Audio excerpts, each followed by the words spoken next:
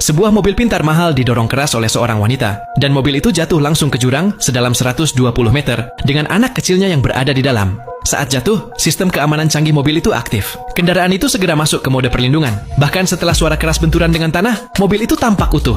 Wanita itu syok, tetapi dia mengambil langkah berbahaya ini hanya untuk menyelamatkan anaknya. Malam sebelumnya, mobil mengalami masalah, jadi dia turun untuk memeriksanya. Di dalam, anak itu secara tidak sengaja mengaktifkan sistem keamanan saat bermain dengan ponsel. Dalam sekejap mata, pintu terkunci dan sang ibu tertinggal di luar. Dia mencoba sekuat tenaga untuk membuka pintu dan memecahkan kaca, tetapi kaca mobil itu tidak pecah.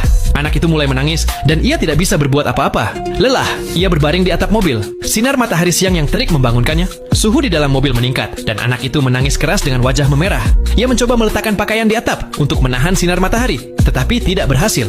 Saat itulah harapan terakhir muncul di benaknya. Jika mobil menerima guncangan besar, mungkin mode darurat akan menyala. Ia mendorong mobil ke jurang dengan sekuat tenaga. Sesampainya di bawah, ia melihat indikator bulat kecil berputar di dekat pintu. Ia segera menekannya, dan mobil masuk ke mode darurat. Pintu pun telah terbuka. Ia segera membawa anaknya keluar, tetapi anak itu tidak sadarkan diri. Sekarang, satu-satunya pilihan adalah membawanya ke rumah sakit segera. Ajaibnya, mobil itu sendiri masuk ke mode perbaikan dan hidup kembali dalam beberapa saat. Ia mengamankan anak itu di sabuk pengaman dan melajukan mobil dengan cepat. Tetapi masalahnya adalah bagaimana kembali ke atas dari jurang sedalam 120 meter.